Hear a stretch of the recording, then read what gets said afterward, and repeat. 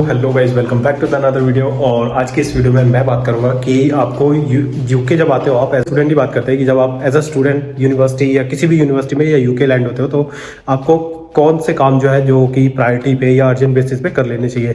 तो सबसे पहले बात कर लेते हैं कि यहाँ पे आते ही आपको, जैसे आप यूके से वीज़ा वगैरह की बात नहीं करूंगा मैं इस वीडियो में सिर्फ बात करूंगा कि आपको क्या क्या काम यहाँ पे आके करने चाहिए। तो देखो यार, सबसे पहले तो मैं यही बोलूँगा कि जो बीआरपी कलेक्शन होता है ना, आपको बीआरपी आप जितना जल्दी हो सकता है उतना कलेक्ट कर लेना। और उसके लिए जैसे दो एड्रेस आपको देने पड़ते हैं, या तो आप किसी भी नियर बाय पोस्ट ऑफिस का दे सकते हो या फिर अपनी यूनिवर्सिटी का एड्रेस दे सकते हो। तो आई विल सजेस्ट कि भाई यूनिवर्सिटी का एड्रेस देना, क्योंकि एट दी एंड या किसी भी तरीके से आपको यूनिवर्सिटी तो रीच करना ही पड़ेगा, मतलब यूनिवर्सिटी आपको जाना ही पड़ेगा। और राइट टू चेक या फिर और भी अदर स्टडी चेक वगैरह होते हैं।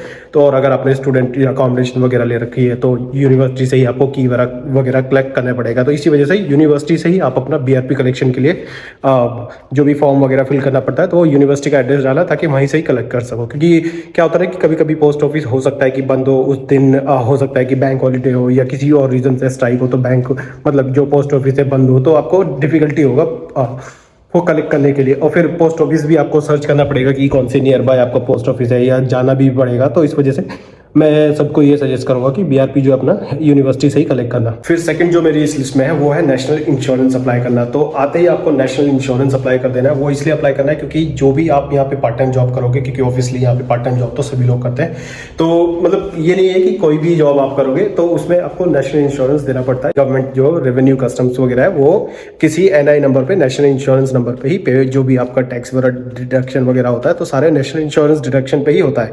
तो इस वजह से आपको नेशनल इंश्योरेंस अप्लाई करने के लिए बहुत ही सिंपल प्रोसेस है। एनआई रजिस्ट्रेशन या इस तरीके से टर्म सर्च कर लेना किसी भी ब्राउजर से, और वही HMR रेवेन्यू करके फर्स्ट लिंक जो भी आएगा उस पर जाके रजिस्ट्रेशन कर सकते हो। सिंपल बेसिक स्टेप है और 15 से 20 या 30 दिन के अंदर अंदर, मतलब 1 महीने का टाइम पीरियड लगता है। किसी किसी का जल्दी भी आ जाता है, किसी किसी का लेट भी होता है, बट मिनिमम जो है 1 महीने का टाइम मान के चलो, मतलब विद इन 1 मंथ जो है आपका नेशनल इंश्योरेंस नंबर वगैरह आ जाएगा, आपके होम एड्रेस पर डिलीवर होगा। तो मेक श्योर कि आप अपना पोस्ट कोड करेक्ट डालना और अपना जो हाउस नंबर वगैरह है वो सब एड्रेस वगैरह करेक्ट डालना, ताकि आपके जितना जल्दी हो सके उतना डिलीवरी हो सके। फिर जो है थर्ड नंबर जो है, इसमें देखो जीपी भी आपको रजिस्टर करना पड़ेगा। जीपी होता है कि यहाँ पे जनरल प्रैक्टिशियन, जो कि आपको डॉक्टर काइंड ऑफ डॉक्टर ही होता है। तो यहाँ पे डायरेक्टली आप किसी भी फार्मेसी वगैरह पे जाके नॉर्मल जनरल मेडिसिन वगैरह तो आप खरीद सकते हो, लाइक पैरासीटामोल हो गया या फिर फीवर की कोई भी एडल मेडिसिन या हेडेक वगैरह की, लाइक लूज मोशन या बैड स्टमक वगैरह की। ये बेसिक मेडिसिन तो आप किसी भी जनरल स्टोर या फिर फार्मास्यूटिकल स्टोर या जो भी हमारे जितने भी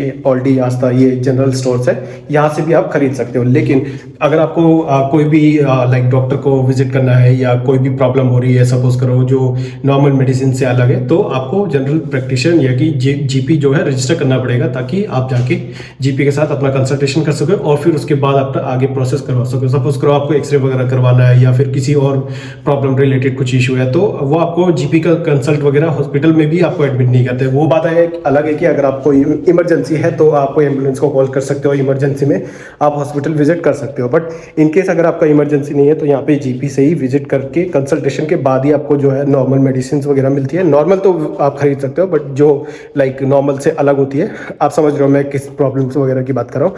तो जो भी मतलब नॉर्मल प्रॉब्लम से अलग हो जाती है, लाइक आपको कंसल्टेशन करना ही पड़ेगा, तब आपको मेडिसिन मिलती है और प्रिस्क्रिप्शन मिलती है। तो और एक चीज़ और बता दो कि प्रिस्क्रिप्शन जो है वो पेड होता है, लाइक जो हमारा जीपी का जो हम लोग NHS वगैरह पे करते हैं वो उसमें मेडिसिन इंक्लूड नहीं होती, सिर्फ और सिर्फ कंसल्टेशन इंक्लूड होता है। तो बहुत सारे लोगों का डाउट होता है कि भाई जो हम लोग NHS पे कर रहे हैं वो मेडिसिन वगैरह उसमें फ्री क्यों नहीं मिलती है। तो भाई जो NHS का हम लोग जो चार्ज पे करके आते हैं वीज़ा के ड्यूरेशन में, तो वो जो सिर्फ है और सिर्फ NHS का कंसल्टेशन, मतलब जीपी का कंसल्टेशन में काउंट होता है। लाइक हम लोगों को मेडिसिन फ्री नहीं होती, जो यहाँ पे ब्रिटिश रीजन है या जो आइलर वगैरह पे है शायद उन लोगों को मेडिसिन फ्री मिलती है, बट हम लोगों को नहीं मिलती है। तो फिर इस लिस्ट में है कि बैंक अकाउंट डिटेल। तो देखो यार, जब आप पार्ट टाइम जॉब वगैरह करोगे तो ऑब्वियसली आपको किसी भी ऑनलाइन बैंक अकाउंट या फिर कोई भी बैंक अकाउंट की ज़रूरत पड़ेगी, जिसमें कि आपको आपका जो पार्ट टाइम इनकम जो है, पार्ट टाइम जॉब का जो इनकम है वो आपकी अर्निंग जो है उस अकाउंट पे क्रेडिट हो सके। तो यहाँ पे बहुत सारे देखो फिजिकल बैंक, मतलब या लॉयड्स हो गया, HSBC हो गया, बहुत सारे बैंक है, तो उन पे तो जाके आप अकाउंट खुलवा ही सकते हो। लेकिन उन पे अकाउंट खुलवाने के लिए आपको बहुत सारे डॉक्यूमेंट्स वगैरह चाहिए होते हैं, लाइक एड्रेस प्रूफ वगैरह हो गया या आपका स्टूडेंट रजिस्ट्रेशन वगैरह हो गया, तो ये सब आपको मैंडेटरी है। अदरवाइज लाइक पासपोर्ट डिटेल या BRP वगैरह ये सब आपको फेस टू फेस जाके लेके और बैंक में जाना पड़ता है। लाइक ऑनलाइन अपॉइंटमेंट आप बुक कर सकते हो, लेकिन फिर भी for the document verification purpose ये आपको लेके जाना पड़ेगा फेस टू फेस उनके किसी भी नियर बाई ब्रांच में। मतलब 1 to 7 डेज के अंदर खुल जाता है। लेकिन द थिंग इज कि यहाँ पे बहुत सारे ऑनलाइन बैंक है जैसे कि मोन्जो, रेवोल्यूट, टाइड का मुझे नहीं पता कि ये बिजनेस ये मतलब इंडिविजुअल को अकाउंट ओपन करने देता है या नहीं, बट मोन्जो और रेवोल्यूट बहुत ज़्यादा पॉपुलर बैंक है भाई। आप अपना घर बैठे अकाउंट खुलवा सकते हो और ये बिल्कुल एज इट इज जो नॉर्मल अदर बैंक है लाइक कंपैरिजन बिल्कुल सेम वर्क करते हैं और आपका इसमें पेमेंट और ट्रांजेक्शन वगैरह सब अप्रूव होता है। तो लाइक अपना ऑनलाइन ट्रांजेक्शन वगैरह सब कर सकते हो। तो ट्राई करना कि ऑनलाइन बैंक खुलवा लो, इससे ईजी रहेगा। अगर आपकी कोई पेमेंट रिसीव कर रहा है या पे करना है तो आप इजीली कर सकते हो। अगर आपको घर से भी पैसे मंगाने हैं तब इन बैंक में भी आप मंगा सकते हो। तो ऐसा नहीं है कि ये लोग पेमेंट एक्सेप्ट नहीं करते या ट्रांसफर के लिए अलाउ नहीं करते। तो सब चीज़ इसमें लाइक ट्रांजेक्शन अलाउड होता है, इनकमिंग अलाउड होता है। तो ऑनलाइन बैंक आप इजीली खुलवा सकते हो और अपना काम वगैरह स्टार्ट कर सकते हो। उन सबसे पहले एक जैसे सपोज करो आप किसी भी एयरपोर्ट पे लैंड करते हो और आपको अपनी यूनिवर्सिटी रीच करना है। तो देखो मैं अपने एक्सपीरियंस से बता रहा हूँ कि आप किस तरीके, डजंट मैटर कि आप कौन सी यूनिवर्सिटी में आ रहे हो, मैं एक सिंपल सा आपको फंडा बता रहा हूँ। आप कैसे देखो, आपके पास इंटरनेट नहीं होगा, आई नो कि मतलब, पर फिर भी आप अगर हीथ्रो एयरपोर्ट पे या किसी भी एयरपोर्ट पे आ रहे हो तब क्या होता है कि वहाँ पे अगर अपनी पर्सनल डिटेल वगैरह भरते हो तो वाईफाई कनेक्ट कर सकते हो। उसके बाद क्या हो गया, देखो फर्स्ट ऑप्शन तो ऑब्वियसली सबको पता होगा कि वहाँ से जो पर्सनल कैब्स वगैरह चलती है वो बुक कर सकते हो। अदरवाइज उबर की कैब वहाँ पे चलती है तो उबर से कैब वगैरह बुक करके आप डायरेक्टली अपने जो भी आपका अकोमोडेशन है या यूनिवर्सिटी अकोमोडेशन आपने लिया है या कोई भी अकोमोडेशन आपने बुक किया है वहाँ पे डायरेक्टली जा सकते हो। लेकिन वो बहुत एक्सपेंसिव पड़ता है, लाइक 200 से 300 पाउंड के बीच में आपको पड़ सकता है। और अगर आपके साथ कोई स्टूडेंट आ गया तो आपको शेयरिंग में लाइक 100 पाउंड या 60-70 पाउंड जो भी मतलब आपका शेयरिंग में पड़ेगा वो हो सकता है। लेकिन द थिंग इज कि अगर आप स्टार्टिंग से ही इनिशिएटिव लोगे कि नहीं भाई मुझे एक्सप्लोर करना है एरिया और मुझे समझना है कि यहाँ का ट्रांसपोर्टेशन कैसे वर्क करता है, तो भाई आप वहाँ पे इंटरनेट कनेक्ट करके अपने एरिया से ट्रेन वगैरह लेके फिर बसेस वगैरह लेके जा सकते हो। ये थोड़ा सा इनकन्वीनियंट रहेगा लेकिन आपको काफ़ी आइडिया हो जाएगा फर्स्ट टाइम पे ही ट्रैवल का कि यहाँ पे ट्रैवल वगैरह कैसे हुआ करता है। और यहाँ पे ट्रैवल काफ़ी महंगा है तो इस वजह से वो किसी को रिकमेंडेड नहीं है कि यहाँ के ही ट्रेन वगैरह करो। मैं तो आया था तो मैंने ट्रेन वगैरह लेके आया था क्योंकि मुझे एक्सप्लोर करना था और मेरा वो कुछ और अलग सीन था क्योंकि जो एयरबीएनबी था उसका टाइमिंग जो मतलब चेक इन का टाइमिंग जो है लेट था और मैं यहाँ पे बहुत जल्दी आ गया था, मतलब 8 बजे था और 3 बजे चेक इन का था। तो इस वजह से मैंने सोचा इतना टाइम जल्दी जाके एक घंटे का मेरा ट्रैवल टाइम दिखा रहा था बाय कैब वगैरह। तो इस वजह से मैंने सोचा कि भाई ट्रेन से ही चलते हैं, थोड़ा टाइम भी पास हो जाएगा और मैं एक्सप्लोर भी कर लूँगा। तो इस वजह से मैं ट्रेन से गया था। बट हाँ मतलब इस तरीके से 2-3 तरीके हैं आप जा सकते हो। डायरेक्ट कैब तो ऑब्वियसली सबको ही पता होगा कि डायरेक्ट कैब बुक कर सकते हो। सेकंड है कि आप इंटरनेट पे सर्च करके कि कनेक्टिंग ट्रेन कहाँ से है और उसके बाद से बस वगैरह कौन सी लेनी है। तो इस तरीके से आप ये भी अदर ऑप्शन है। थोड़े से पैसे कम लेंगे, मतलब लग सकते हैं, हो सकता है कि इक्वली लग जाए, हो सकता है कि कम भी लगे। तो इसका मुझे मतलब प्रॉपर आइडिया तो नहीं बता सकता क्योंकि ये डिपेंड करता है पर्सन के ए टू बी कौन से मतलब किस डिस्टेंस कितना है और कहाँ पे ट्रैवल कर रहा है। तो ये आपको खुद ही सर्च करना पड़ेगा, लेकिन ये इस तरीके से भी आप ट्रैवल कर सकते हो। नेक्स्ट जो इस लिस्ट में मेरा है कि आपको एक सिम कार्ड ज़रूर चाहिए होगा क्योंकि यहाँ पे आप किसी न किसी अपने फ्रेंड्स वगैरह को कॉल करोगे या यूनिवर्सिटी में हो सकता है कि आपको कुछ इशू है, यूनिवर्सिटी में कॉल करना पड़ सकता है। अगर आपको अपॉइंटमेंट बुक करनी है डॉक्टर के साथ लाइक जीपी के साथ तब भी आपको कॉल करना पड़ेगा। तो एक सिम की ज़रूर पड़ती है। यूके नंबर यहाँ पे मोस्टली लोग ले लेते हैं। तो देखो यहाँ पे बहुत सारे नेटवर्क या सर्विस प्रोवाइडर है, वो तो आपको पता ही है, और नहीं भी पता तो आप यहाँ पे आके सब पता कर ही लोगे। और अपना जो एयरपोर्ट से सिम वगैरह मत लेना, वो बहुत महंगा पड़ता है। वहाँ से मेरे ख्याल से तो जो वॉक्सी का सिम कार्ड है, वॉक्सी का सिम कार्ड बहुत ही इजी और चीप है। वो अगर आप ऑनलाइन भी बुक करते हो तो आपके एड्रेस पे डिलीवर हो जाएगा। बिफोर इवन आप यूके में लैंड होने से पहले ही बुक कर सकते हो, वो आपके घर पे ही डिलीवर कर देंगे। तो ये मेरे ख्याल से वॉक्सी का सिम कार्ड बहुत अच्छा है। वो आप लाइक वॉक्सी सर्च करोगे और ये वोडाफोन का बैकअप है तो ऑब्वियसली अच्छा नेटवर्क आता है और काफ़ी चीपेस्ट भी है। 10 पाउंड में अच्छा खासा इंटरनेट और कॉलिंग वगैरह फ्री मिलती है इसमें। तो वॉक्सी का कर सकते हो। अदरवाइज यहाँ पे बहुत सारे है ही इंटरनेट प्रोवाइडर और ये सर्विस प्रोवाइडर लाइक ई है, जीजी है और बहुत सारे हैं। तो वो आप किसी भी नॉर्मल लोकल ग्रोसरी स्टोर से भी ले सकते हो, नॉर्मल सुपर स्टोर वगैरह से भी सिम कार्ड ले सकते हो। और सिम कार्ड परचेस करने के लिए यहाँ पे कोई भी आईडी प्रूफ वगैरह वेरिफिकेशन वगैरह कुछ नहीं होती।